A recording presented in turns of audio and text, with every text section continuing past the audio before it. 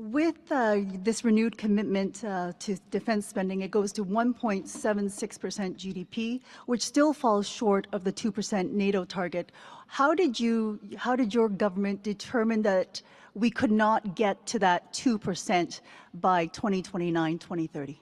I think it's important to remember where we started on this. When we took office in 2015, we had Canadian armed forces that had been significantly underinvested in by the previous government. The Conservatives actually had us down to 1% of GDP in 2014 and had for a few years. We started to invest massively in the Canadian Armed Forces. Our first defence policy update, Secure SSE, was an increase of 70% in our defence spending that we have now, with our North Strong and Free, announced is boosting up to 100% investments increase, so doubling our investments in defence from 2016 to 2026. We know this is important for the world we're in right now, and it's important to tool up the women and men of the Canadian Forces with the equipment and the resources and support necessary. But we also know there is more to do. For example, we talk about exploring and defining the submarine capabilities we're going to need to patrol and protect our Arctic in the coming decades.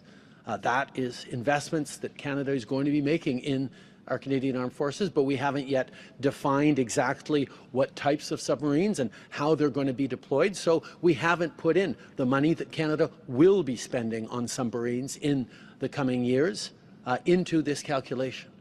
We are investing in institutional strength for our Canadian Armed Forces, but we also know, for example, that getting our recruitment numbers up is going to be important. We're not quite at where our targets are right now, but in the coming years we will want to increase the size of the Canadian Armed Forces to meet the challenges of the world we're meeting, and that is going to require more investments. So even as we project getting up to 1.76% of GDP in the coming years, we know there is more to come over the coming years as Canada continues to step up in a more uncertain and, quite frankly, more dangerous world.